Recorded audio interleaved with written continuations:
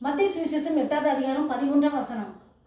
நீ விசுவாசித்தபடியே ஆகக்கடவது என்றார். அந்த நாளியலுடன் வேலைக்காரன் சுஸ்தமானான். 100க்கு அதிபதி ஒருவன் இயேசுவிடத்தில் வந்து, என்னுடைய வேலைக்காரன் படுத்த படுக்க திமிர்வதக்காரன் மிகவும் வேதனைப்படுகிறான் என்றார். இயேசு, நான் உன் வீட்டுக்கு வந்து அவனை சுஸ்தமாக்குவேன் என்றார். உடனே அந்த 100க்கு அதிபதி, நீர் என்னிடத்தில் வர நான் பாத்திரன் அல்ல, அங்கிருந்தே ஒரு வார்த்தை சொல்லும், என் வேலைக்காரன் சுஸ்தமாவான் என்றார். இயேசு தனக்கு பின் செல்களை பார்த்து, இஸ்ரேலுக்குள்ளே இப்படிப்பட்ட விசுவாசத்தை நான் காணவில்லை என்றார். நீ விசுவாசித்தபடியே ஆகக்கூடாது என்று சொன்னவுடன் அந்த வேலைக்காரன் வீட்டிலே அங்கே சுஸ்தமானான். இந்த 100க்கு அதிபதி அற்புதத்தை பெற்றுக்கொள்ள காரணம், தன்னால் முடிந்த அளவு மற்றவர்கள் மேல் இரக்கம் வைத்து உதவி செய்கிறான். யூதர்கள் வழிபட ஆலயத்தை கட்டி கொடுக்கிறான்.